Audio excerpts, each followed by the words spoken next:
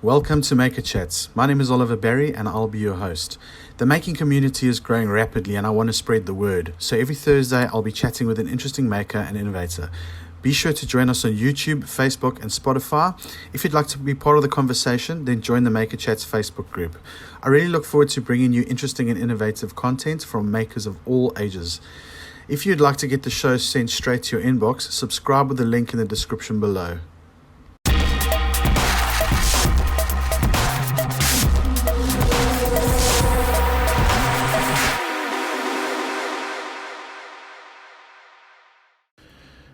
If you are a maker and you want to chat with us, don't hesitate. I'd love to hear about your project or your business and interview you. Contact us on the link in the description. Now let's get on with today's chat. Welcome to Maker Chats, everybody. As promised, it's Thursday and I've got a maker from Cape Town named Felix Holm with me. Felix, do you want to introduce yourself? How's it? Yes, my name is Felix Holm. I'm a maker of sort of many disciplines, a bit of a jack of all trades. I co-founded the Maker Station and Makerspace in Cape Town with my brother about 6 years ago.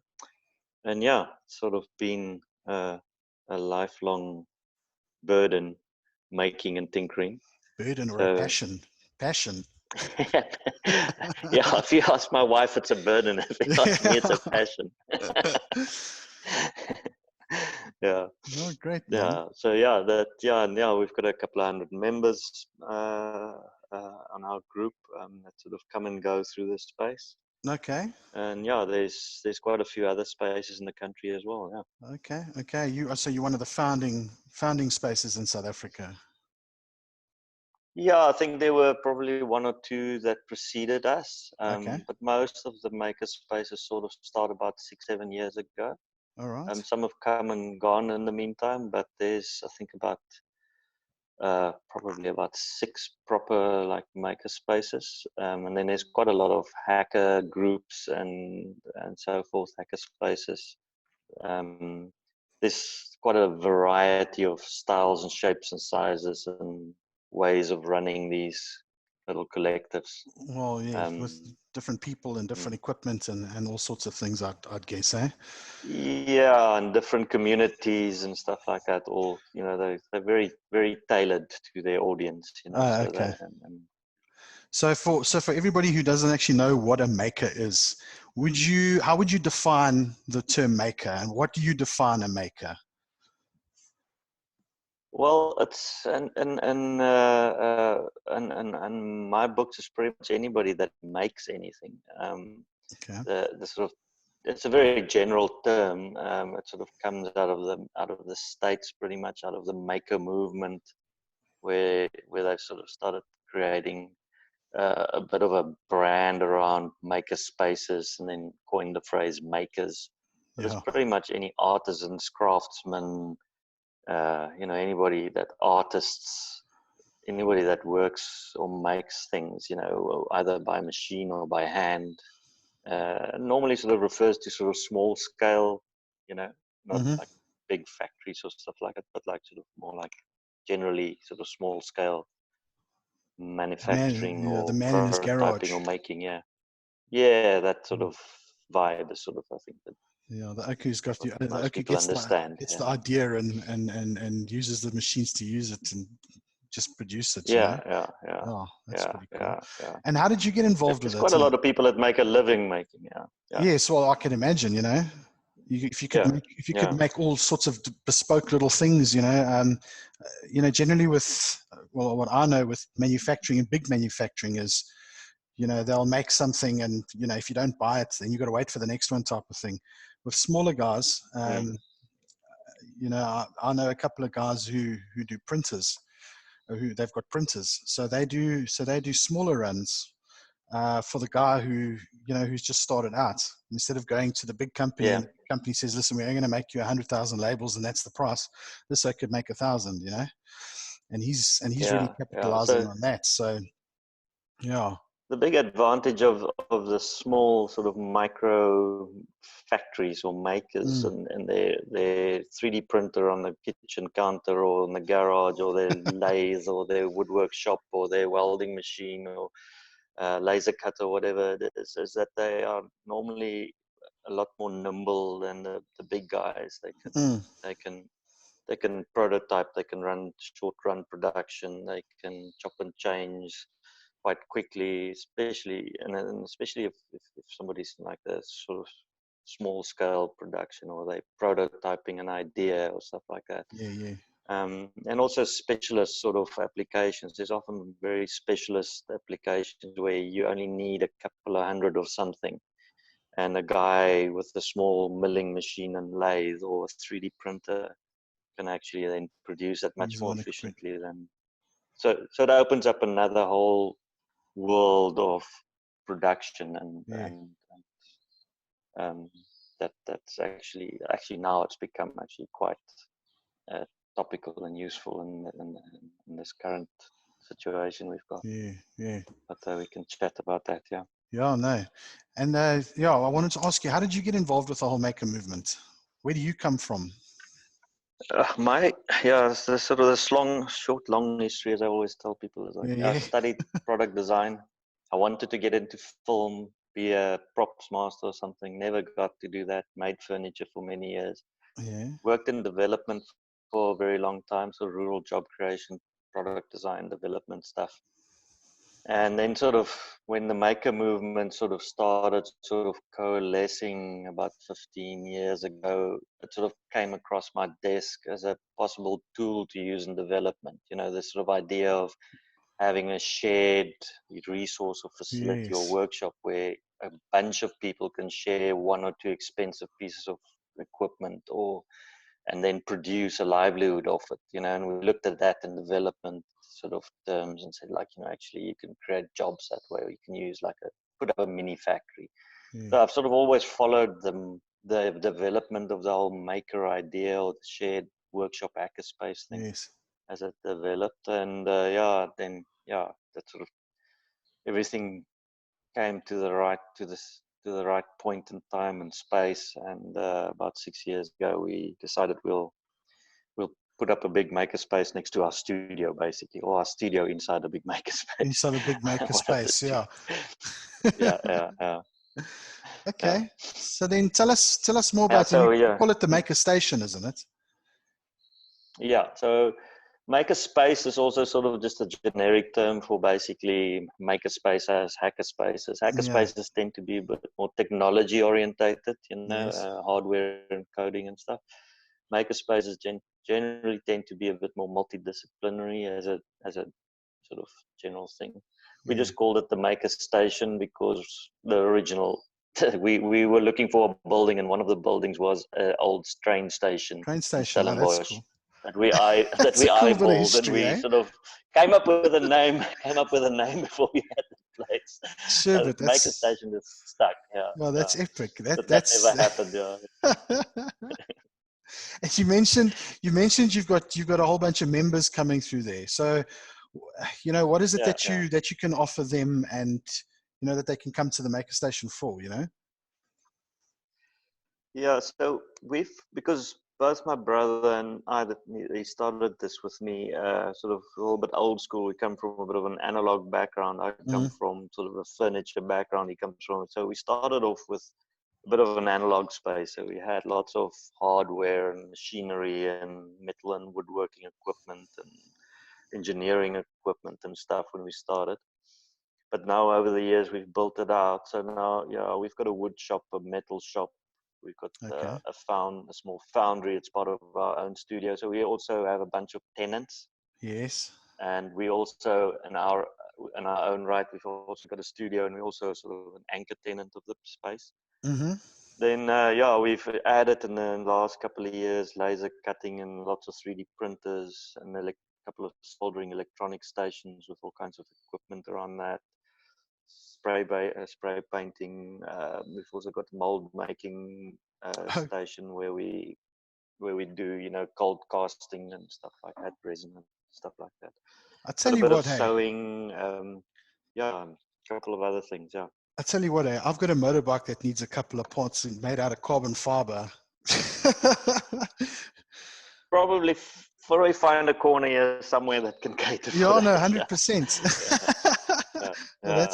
No, it's a so yeah, we also, by the nature of it, because we've got such a diverse membership, we've got electronic engineers on the one end, and we've got chefs on the other, and we've got bikers and car mechanics, and we've got, welders and 3D printers. And so the big advantage of even belonging to any of these groups, and so often draws a lot of people, is that you actually can, whatever you want to sort of do, you can actually probably find somebody that's either done it Who knows or can help exactly how you to figure do it out or so. Yeah. So a big part of these spaces is the fraternity, is actually the networking and the brain picking. Yes. And so a lot of tools are also built to do things, So we often somebody comes with their motorbike and wants some carbon fiber fairing or something, and there might not be a tool to do it, and somebody will figure out a vacuum bag and a and you make it happen, Yes, yeah. But also through the network, you also actually tap into the sort of what I like to call the dispersed makerspace. It's all the suppliers and other manufacturers and other people out there that knows and do stuff, so it's sort of a contact point, in a way. So that's also a big value, because the dispersed sort of makers space out there that we all sort of consciously unconsciously tap into when we want to build stuff. So you network between different spaces. Yeah, so we network quite a bit between spaces and stuff, but also we also treat, from our point of view, we treat our suppliers down the road as an extension, or the guy with a laser cutting factory down the road, or bureau or 3D printing business as an extension. Because often, we as a space, we can never be all things to all people. Yes. There's always a bigger print or a more complicated cut or material that we don't cater for, or something like that we need to help our member with, and that might be that they need to laser cut steel or something like that. We don't have that facility, so we have someone who does. with those outside. That's the thing, someone who somebody does. knows So somebody who knows somebody. Yeah. That's the thing. That's the thing. So and then that's also a big advantage of sort of the makerspace thing. That's where the fraternity and the sort of like club part of it actually is. Probably 70% of it is actually that. It's because most people want to go from A to B in a project. There's a percentage of people that want to learn a new trade or new skill, or they want to. A lot of people actually just want to. They need to find the best, the cheapest, the fastest, the most efficient way to actually build this thing or fix that thing, or and that's what the sort of fraternity or the club sort of environment like allows you to do. Tap into that. That's brilliant. That's brilliant, though. It's almost like it reminds me of the old address book. The old A5 address book, where you go through your names and your numbers, and you go, oh wait, I know a guy who can do this type of thing, and boom, boom, boom, boom, boom. So it almost reminds me of that. Or Filofax. Yes, the Filofax. The Filofax. Yeah, I'm not as old as that. I've seen them in movies. I think I missed that. I've seen them in movies. I'll also say that. I've seen them in movies. Oh shit!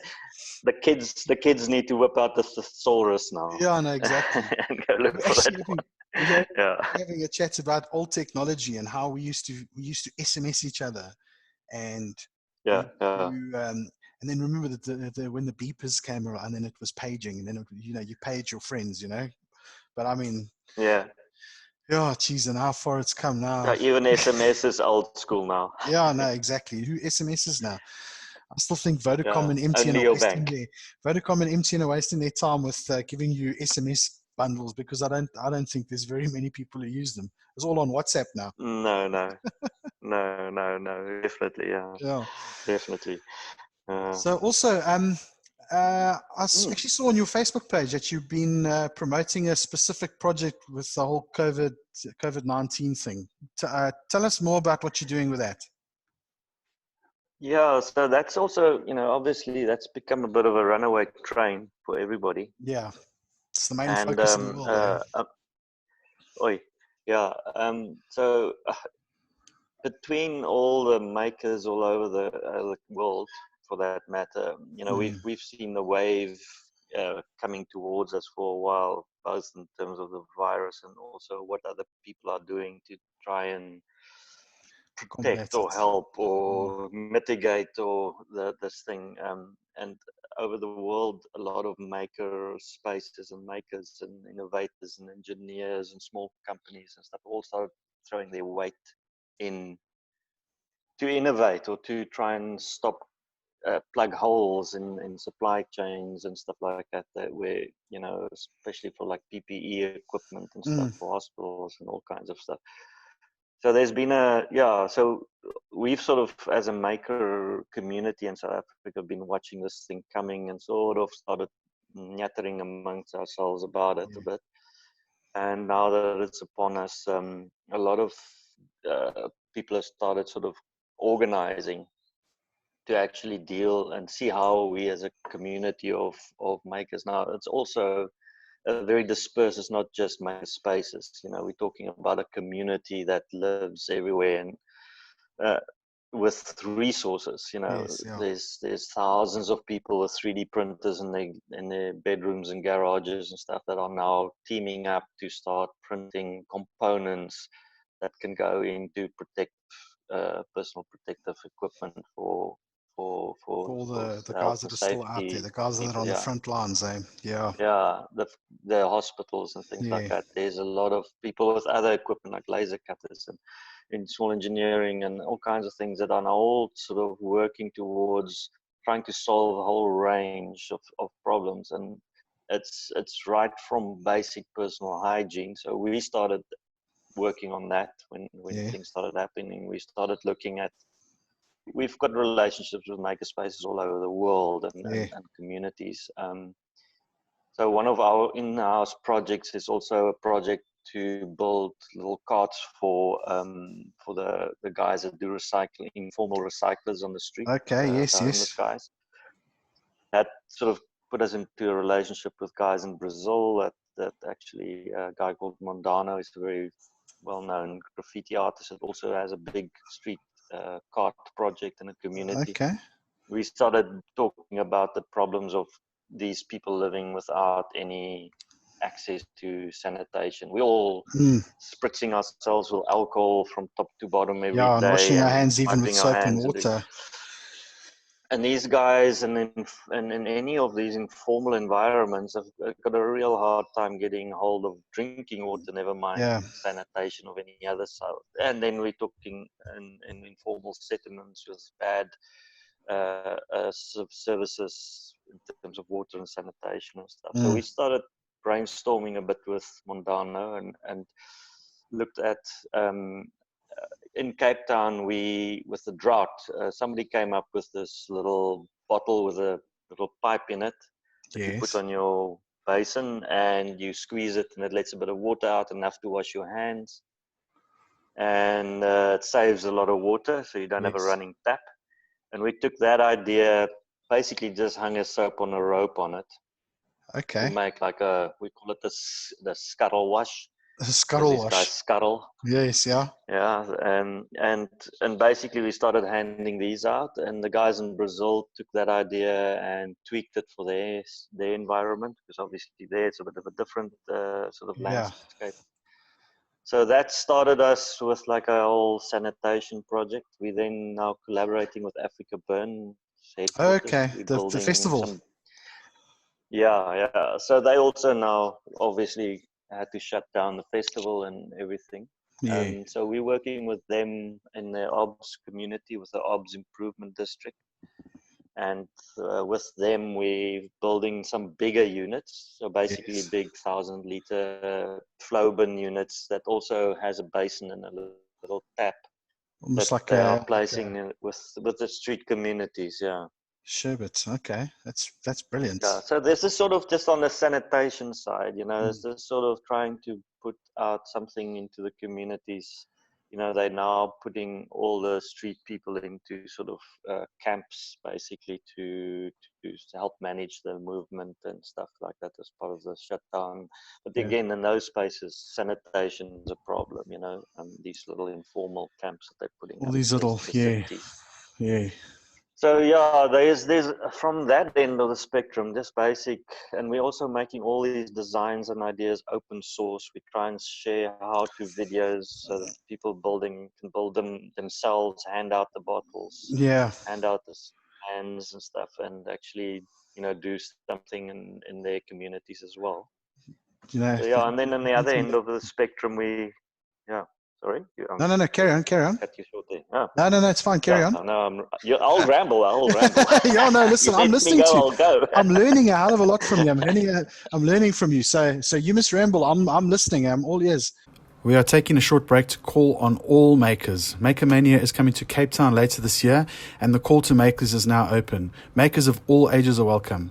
Maker Mania is a 2-day public event that will take place in the Cape Town Science Centre. For more information, please go to makermania.co.za. No, the other part of it is also now, we're looking at our community of makers. So and all the bigger problems at hospitals and healthcare and like even SAPs and armed response companies, all these people that are still out there, still on the front line, still, the emergency services, ambulances, all these people are still in the front line, still dealing with people on the street. The cashiers, the checkers, those guys, the cashiers at the retailers. I tell you. Yeah, there's a huge demand from the retail sector for PPE gear. There is just a shortage. And the more this thing gets out of hand, the bigger the shortage is everywhere. Exactly. And obviously, we need to prioritize the real heroes, the doctors and nurses that really deal with the worst cases in the worst environment and where they are really exposed to high viral loads and stuff. And these people are running out of the N95 masks and stuff because they were bought up in the panic buys and stuff like that. Yeah. But then, just lighter weight safety gear for everybody else, you and me and the girl behind the cashier and the guy driving the armed response car. And so there's actually a lot of need for this personal protective stuff. So a lot of the maker groups now are trying to get organized to actually try and supply out of their own little mini backyard factories, out of their bedrooms. Yes. And often 99% of it is out of their heart. People are doing things for free. They're spending their time, their materials, their money, trying to set up distribution chains, trying to get the stuff to the right people. Yes. So we're also trying to help to get some of that stuff organized, as a makerspace, and all the other makerspaces are doing a similar thing. Yeah, so there's a lot of that. I mean, while all these makers, hopefully this is going to go wide, and it's going to talk to a lot of makers out there. I mean, these guys that while they're in lockdown, they start making stuff to help, man. Yeah. And the thing is, the big thing is that what we're trying to now also establish is like good communication channels via the makerspaces and these groups, understand exactly what is it that the healthcare workers need. We can go and, like I say, hashtag no panic making, it's, there's also, we can't just make for the sake of making, or because we've got to sort of watch that as well. So we try and set up communication where we actually find out exactly what is it that you need. Do you need face shields, masks, ventilators? What is it? What is it that is needed now? And how can we leverage this dispersed maker space of makers and facilities to service your need? And the beauty of actually having a dispersed network of makers is that you can actually service locally. If you are in Boksburg and there's a clinic, you can actually service that rather than try and service somebody in Cape Town. So there's a bit of, there's power in the power in the swarm, that we actually can leverage, where we can actually make close to the need. But we sort of still working out the kinks of how to actually get that communication, because obviously there's a lot of red tape involved. Yes. People, we also can't sort of start manufacturing things that are actually things like ventilators are more at like the top end of medical equipment in the spectrum of things you can make from a bottle They've got to of work. soap hanging on a As, rope to yeah. then they've got to be reliable. Yeah, they've got Somebody's to work a life certain way, is in the balance. Yeah. They've got to be reliable. They've got to be durable. They've got to be, they need to be cleaned. They need to be maintained. So it's a harder problem the further you get to that end of the spectrum of problems and products. There are people that's got the capacity, that's got the skills, got the equipment to actually work on those problems. There are engineers and engineering facilities and coders and programmers. Some are reverse engineering existing equipment. Some are adapting stuff. Some are coming up with new designs. Obviously, all these things need to be tested. Yes. Well, at the moment, we're not in the same space as Italy in terms of need for that end of. No, but the thing is that the one advantage that we have in this whole drama is that the rest of Europe and America are 2 weeks ahead, and they've done all those makers and groups and innovators and designers and doctors have done a lot of research and development on the whole spectrum of interventions that so we you could possibly basically could help with.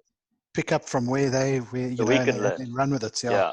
It's not all brand spanking new. Best cases, so we don't have to break new ground completely. Yes. There's obviously situations here that are a bit more unique than, we might have to adapt something, because either we've got different sources of material, or the application is slightly different than in a first world country. But so between all these things, the makers are trying to learn from what's been done, trying to find the holes and find out how we can plug them most efficiently, and how we can network and learn and leverage off each other. But that is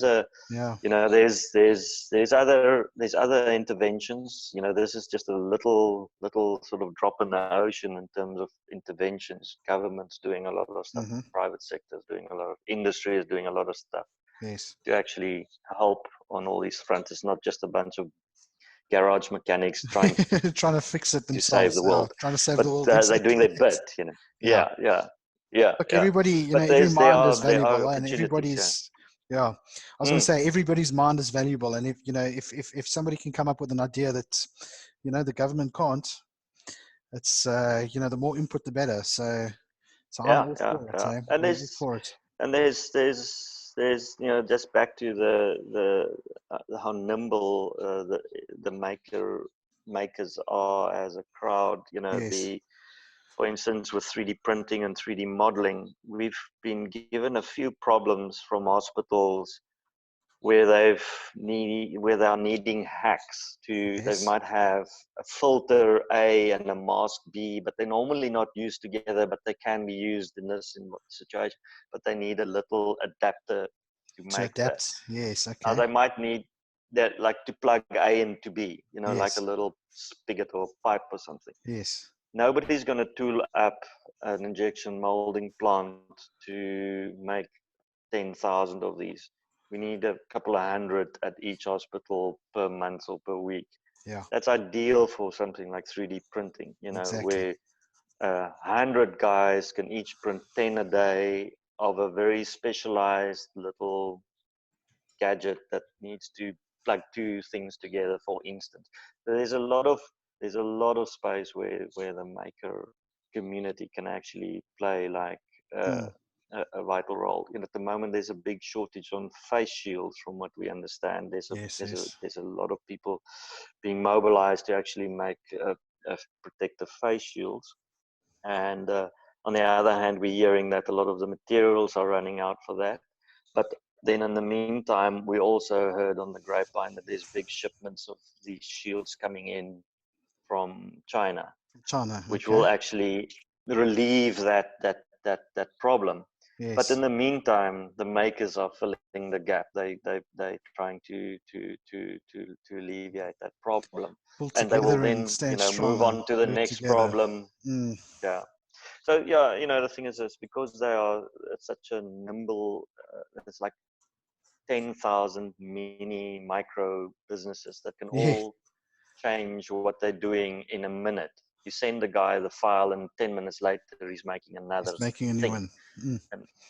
and a new version of the thing that you need. Yeah. So it's a very nimble sort of platform or production space that Yeah. can actually quickly switch to the need. If face shields is in ready conventional supply next week, the maker community will switch to the next problem in a heartbeat, and Yeah. that's the great advantage of it. And then also because it's pretty much all not under one roof, but under one family, and it's so diverse and multidisciplinary that a problem can move horizontally between industries very quickly. Yeah. And the best solution can be found to Yeah. Pretty produce quickly too, or manufacture very quickly. especially with that network. Yeah, because it's No. basically a crowdsourcing sort of environment. Yeah. No, exactly. Mm. Exactly.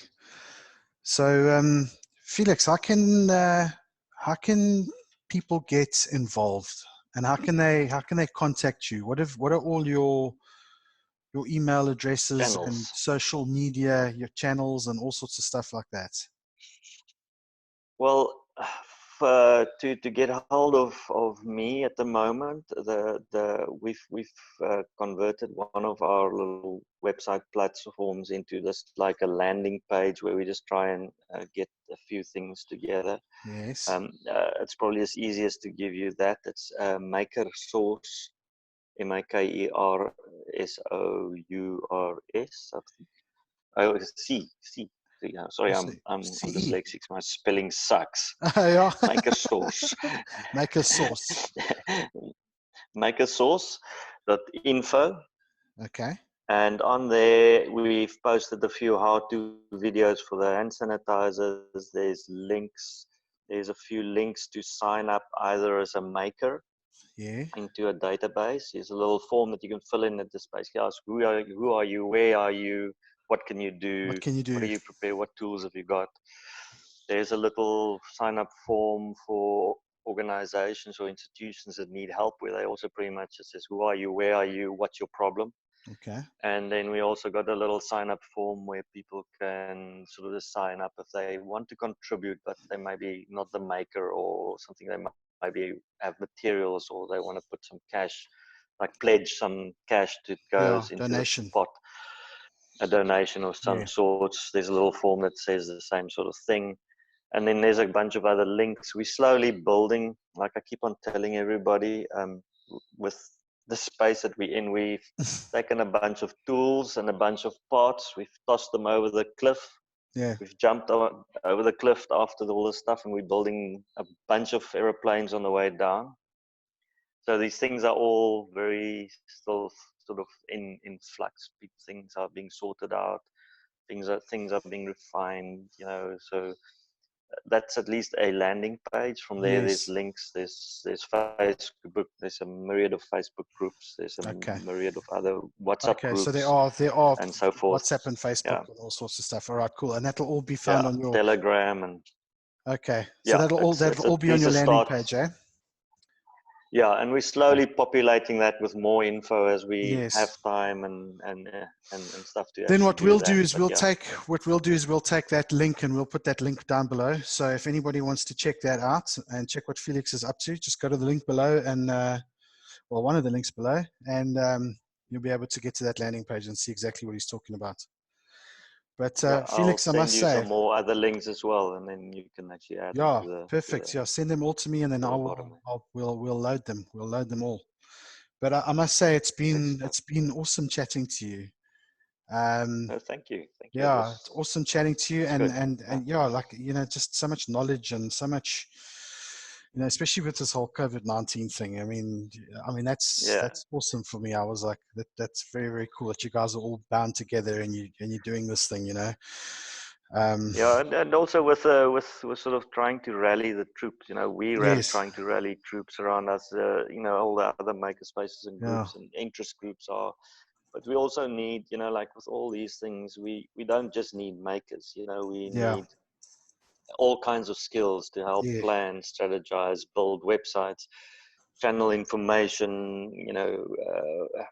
Put media information out, share stuff. There's a lot of other skills. It's not just a maker problem, you know. And even as our efforts as makers, we need all kinds of other sort of resources and support. So when people are looking at this and they're not maybe a skilled craftsman or maker themselves, they must also they don't need to be their hands up, you know. There's a lot of other logistics and things that needs to be sorted out to get this stuff to makers, materials, get stuff from them, get stuff distributed, get information moving between people. So there's a lot of help needed. So people must, if anybody is interested in helping, they must contact their local makerspace or group, or you know, try and go through our channels as well. We try and connect everybody as well. And put their hand up. There's a lot of idle time, and a lot of the stuff can be done remotely. There's a lot of work that people can do from over WhatsApp or Telegram, man.